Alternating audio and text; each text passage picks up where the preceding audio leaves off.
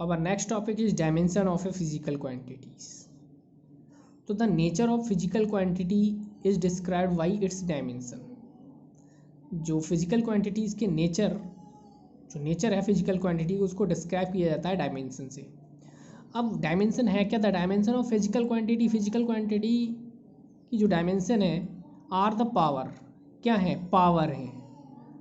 तो dimension of physical quantity are the powers हैं और एक्सपोनेंट्स हैं to the which the unit of the base quantities are raised to represent a derived unit of that quantity. Suppose that we have a physical quantity volume का formula होता है length width into height, तो LBH. ठीक है. अब all the physical quantity can be written in the term of the dimension. जो physical quantities हैं जैसे लेंथ है, विड्थ है, हाइट है, उसे हम किस में रखेंगे? इन टर्म ऑफ डायमेंशन में. अब जैसे लेंथ है स्क्वायर ब्रैकेट में लिखते हैं बट. ठीक है. लेंथ है, लेंथ पे स्क्वायर ब्रैकेट लगाया. ठीक है. ये लेंथ का होगा. ब्रीथ का क्या हो गया? ये भी लेंथ हो जाएगा. ठीक है. क्योंकि ब्रीथ को भी हम मीटर में ही, मतलब ब्रीथ भी एक तरह से हमारे पास लेंथ ही हुई, हाइट भी लेंथ हुई. तो अगर यहाँ डायमेंशन अगर वॉल्यूम की देखेंगे तो एल तो क्या हो गया? L cube. ठीक है. वॉल्यूम का डायमेंशन फार्मूला हो गया एल क्यूब. ठीक है. अभी हम आगे से और पढ़ेंगे. बट जो ऑल द फिजिकल क्वांटिटी हैं can be written in the term of the dimension LMT, यानी length mass time. In term में लिखते हैं मोस्टली. लेंथ को डिनोट करते हैं L से, टाइम को सिंबल T है, करंट का एम्पियर है, मास का M है, टेम्परेचर का थीटा या केल्विन है, मोस्टली ये लिखते हैं. ठीक है. तो इसी सिमिलर बेस पे हम वॉल्यूम का डायमेंशन क्या बनाएंगे? डायमेंशन फार्मूला वॉल्यूम का. अब आप देख रहे हैं वॉल्यूम का लेंथ का क्या हो गया? लेंथ L हो गई, ब्रीथ भी L हो गई और हाइट भी L हो गई, तो LQ आ गया. ठीक है. तो we have to raise L to the power of LQ. तो L की कितना पावर है यहाँ? 3. तो हम कह सकते हैं volume is said to have 3 dimension in length. ठीक है. Therefore volume is said to have 3 dimension in length. Next example लेते हैं. वेलोसिटी इक्वल होता है डिस्प्लेसमेंट अपॉन टाइम.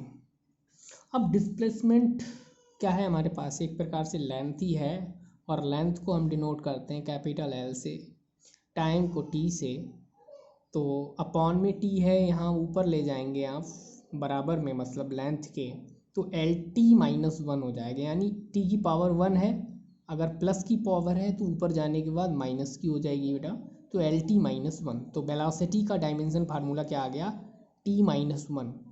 तो वेलोसिटी फिजिकल क्वांटिटी है और LT- इसे स्क्वायर में ज़रूर लिखेंगे. ठीक है. क्योंकि डायमेंशन फार्मूला को हम स्क्वायर में ही लिखते हैं. तो ये डायमेंशन फार्मूला है.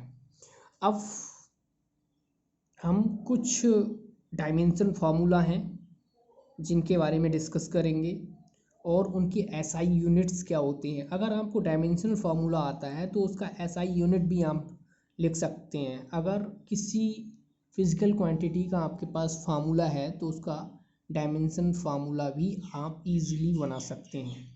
चलो एग्जांपल लेते हैं. सबसे पहले जैसे एरिया है, एरिया को होता है लेंथ इंटू विड्थ. तो लेंथ L और विड्थ भी L, तो L स्क्वायर हो गया और यूनिट क्या हो गया? मीटर स्क्वायर आ गया. देखो अगर आपको डायमेंशन फार्मूला पता है तो उसका यूनिट भी आप इजीली लिख सकते हैं. ठीक है. डेंसिटी का फार्मूला, बट आपको फार्मूला याद होने चाहिए. डेंसिटी इक्वल क्या होता है? Mass upon volume. तो मास को हम डिनोट करते हैं M से, वॉल्यूम को LQ से. लास्ट टाइम अभी निकाला था. वॉल्यूम इक्वल होता है length, breadth and height, LQ. अब नीचे है, ऊपर ले जाएंगे L-Q हो जाएगा, ML-Q. ये डेंसिटी का आ गया. तो डेंसिटी का अगर यूनिट की बात करें तो मास को मेज़र करते हैं किलोग्राम में और इसको मीटर क्यूब में. ठीक है. और ये माइनस नहीं है. ठीक है. किलोग्राम डॉट ही होता है ये, किलोग्राम मीटर क्यूब, ठीक है। नेक्स्ट हमारा थर्ड, स्पीड या वेलोसिटी का क्या होता है, डिस्प्लेसमेंट अपॉन टाइम। स्पीड और वेलोसिटी दोनों का ही हमारा डायमेंशन फार्मूला सेम होता है, LT-1, और इसका यूनिट क्या हो जाएगा, मीटर पर सेकेंड, ठीक है। नेक्स्ट और ले लेते हैं,